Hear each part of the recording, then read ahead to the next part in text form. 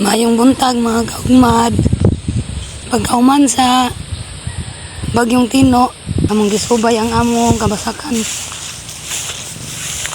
Ang naunsan na. Tara, kuyogi ko. Mao ni katong mga nabilin nga dugay na hinog ba? Tapol.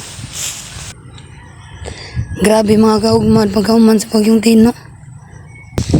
Nagsubay rin ko dire mga kaugmad sa among basakan kay makuhanan ko na insurance ba ni Papa. Mao pa nitong wa na ani ang kauman sa gianihan na mo dito. Daghan pa man kaayong nagsunod na kanihinog na kayo ni siya. Gani na mo ang ubusan ni katong pilit. Kaya mo laging biko pag kuan kalag-kalag.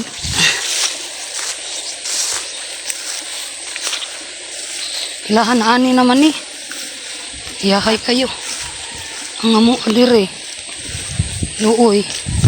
Yung mga naapsan sa hawahi manggod niya mo agod. Nara nakuan sa tubig. Ha. Nya og madugayan ni siya og kuan mga kaugmad. Kanang harvest. Kay siyempre harveston nya wa po gayud klarong init. Na itong panglangit. Karon pa murag tani ako gamay ba.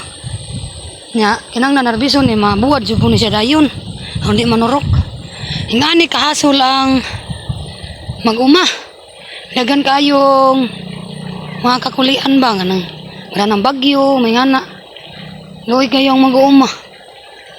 Kaya huwag kuhan, huwag kita. Nya, huwag kauno ng pamilya. Nya, halos na lang pangayoon. Iniguan. Inigumpra sa mga dagkong tindahan, halos na lang pangayoon. Ang kahago. Mo na ni karon na. Sakit kasi dughan makita na.